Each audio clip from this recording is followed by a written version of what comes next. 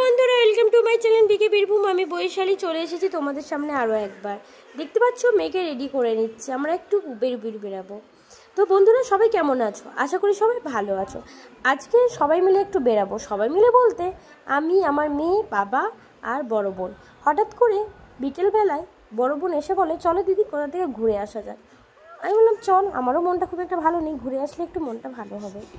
তো যেমন বলা তেমন কাজ, আমরা রেডি হতে লেগেছি। এখন বাজে প্রায় 5:30। আমরা বেরোবো। তা করতে করতে দেখি বাবা এসে হাজির হয়ে গেছে। তো বাবাকে বললাম, চলো বাবা আমরা মন্দির থেকে ঘুরে আসি। তো এই যে দেখতে পাচ্ছ, বাবা স্কুটি বের করছে। আমরা স্কুটিটা করে সবাই মিলে মন্দিরের উদ্দেশ্যে বেরিয়ে পড়ব। সবাই বলতে এই যে চারজন মিলে আমরা মায়ের মন্দির যাব। সেখানে যাওয়ার কারণ, মনটা খারাপ ছিল সকাল থেকেই, যাই না কেন ভালো লাগছে না। বিগত 1-1.5 মাস ধরে মানসিক চাপ, টেনশনের মধ্যে দিয়ে যাচ্ছিলাম। সেই জন্য মন হালকা করার বেস্ট জায়গা হচ্ছে মায়ের মন্দির, নটেশ্বরী মায়ের মন্দির। সেখানে যাব আমরা। তো আজকে যেহেতু রাস্তাতে অনেকটা জ্যাম ছিল, সেই জন্য আমরা বাইপাসের রাস্তা হয়ে যাচ্ছি, একটু ভেতর দিয়েই যাব। কারণ কালকে যেহেতু পরব ছিল, আজকে সবাই একটু ঘুরতে বেরিয়েছে, আত্মীয় স্বজনের বাড়ি এসেছে, ঘুরতে বেরিয়েছে, সেই জন্য রাস্তাটা জ্যাম ছিল। তো যাই হোক, আমরা ভেতর দিয়ে চলে এসেছি প্রায় মায়ের মন্দির। তো সেখানে গিয়ে দেখতে পাচ্ছ প্রবেশদ্বারের কাছে রাস্তা পার হতে একটু সমস্যা হচ্ছিলো। পার হয়ে জুতোটা সাইডে খুলে আমি তুলি আর আমার মেয়ে মন্দিরের ভেতরে যাচ্ছি। বাবা একটু চা খেতে গেল, বাবা বলল তোরা যা, আমরা পরে আসছি। তো যাই হোক, আমরা 3জন মিলে প্রথমে গেলাম। তো ঢুকেই দেখি সিঁড়িতে দেখতে পাচ্ছ দানবাক্সের সামনে একটি ছেলে চুপ করে বসে ফোন দেখছে। আমি তো প্রথমে দেখেই হাসছি, কারণ আমি চিনতে পেরে গেছি প্রায় 3 বছর পর আমার একটা কলেজের বন্ধুর সাথে দেখা হয়ে গেল। দেখতে পাচ্ছ, ও খুব ভালো ডান্স করে, তোমরা সকলেই ওকে চেনো, ওর ডান্স দেখেওছো। তো যাই হোক, আমি বসে একটু ওর সাথে গল্প করলাম, করার পর চলে এলাম মায়ের মন্দিরে মায়ের মুখ দর্শন করতে। সেখানে দর্শন করে মেয়েকে প্রণাম করাচ্ছিলাম।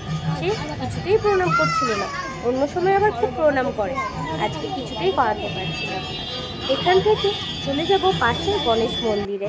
সেখানে ভিডিও করছি, দেখিয়ে দিচ্ছি তোমাকে, একটু ঘুরে ছবি তুলবো। মন্দিরটা আমাদের খুব সুন্দর। এখানে যাদের মন টন খারাপ করে তারা অবশ্যই আসে। বিয়ের আগে যখন মন খারাপ করতো বা মানসিক চাপে বা টেনশনের মধ্যে থাকতাম, তখন বন্ধুদের সাথে বা কখনো একাই চলে আসতাম মায়ের মন্দিরে। ভীষণ শান্তি পাওয়া যেত।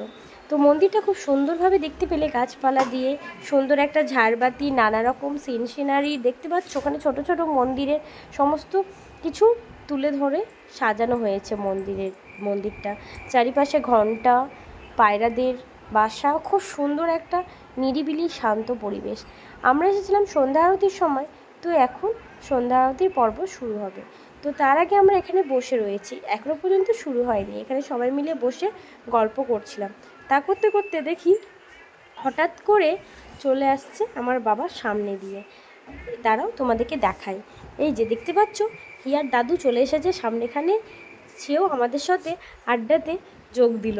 আমরা সবাই মিলে বেশ গল্প করছিলাম, খুব সুন্দর একটা পরিবেশ কাটালাম। তারপর দেখি সন্ধ্যা আরতির পর্ব শুরু হয়ে গেছে, তাই সকলে দাঁড়িয়ে পড়েছে। দেখতে পাচ্ছি আরতির সময় এখানে আরতি হচ্ছে। আরতি শেষ হওয়ার পর আমরা বেরিয়ে পড়বো বাইরে।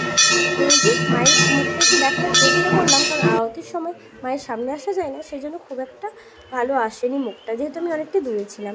তো ফাইনালি আরতি শেষ হয়ে গেল, আমরাও বেরিয়ে পড়লাম। আমরা এখান থেকে যাবো একটু রেস্তোরাঁতে। তো বাবাকে বললাম একটা ভালো রেস্তোরাঁতে নিয়ে যাও তো, যেখানে একটু সময় কাটানো যায়। অনেকদিন তো বেরিয়েছি, মনটাও ভালো লাগছিল না, তাই চলে গেল বাবার একজন পরিচিত কাকুর দোকানে, রেস্তোরাঁতে। সেখানে গিয়ে একটু খাওয়া করবো। খাওয়া দাওয়া মানে তো একটু খাওয়া দাওয়া। তো এই যে চলে এসেছি, আমার মেয়ে ঘুমিয়ে পড়েছে, এই যে তুলি। আমরা কোল্ড কফি 3জন মিলে খাচ্ছি। তো এটা ক্যানের কোল্ড কফি, বেশ সুন্দর লেগেছে। যারা এখন ট্রাই করনি, ট্রাই করতে পারো, খুব ভালো। তো যাই হোক, এখানে খেতে খেতে আমরা অনেক গল্প আড্ডা মারলাম 3জন মিলে। আমার মেয়ে তো ঘুমিয়ে কাটে। আর দেখো, রেস্তোরাঁটা খুব সুন্দরভাবে সাজানো রয়েছে। এখানেও একটা মিষ্টি গানের মধ্যে দিয়ে গল্প চলছিল আমাদের। আর তা করতে করতে দেখি আমার মেয়ে আস্তে আস্তে চোখ খুলছে। ওনার এতক্ষণে সকাল, এতক্ষণে আমাদের পিৎজা খাওয়া শেষ। এই যে দেখতে পাচ্ছ, স্প্রাইট নিয়ে বসে আছে ওর মাসিমণি, তাই ও স্প্রাইটের দিকে হাঁ করে তাকিয়ে আছে। ও যে স্প্রাইট দেওয়া যাবে না, সেই জন্য দিইনি। আর বাচ্চাদেরকে এই সমস্ত জিনিসের থেকে যতটা দূরে রাখা যায় ততটাই ভালো। সেখান থেকে খেয়ে আমরা বেরিয়ে পড়লাম আইসক্রিমের দোকানে আইসক্রিম নিতে। আইসক্রিম নিয়ে এখান থেকে সামান্য একটা রোল নিয়ে আর একটা তিনজনের চিকেন স্টিক খেয়ে আমরা বেরিয়ে এলাম বাড়ির উদ্দেশ্যে। বাড়িতে চলে আসবো, এসে আমরা ফ্রেশ হয়ে নেব। তো বন্ধুরা তো বাড়ির পথে চলে এসেছি, প্রায় চলে এসে ফ্রেশ হয়ে নেব।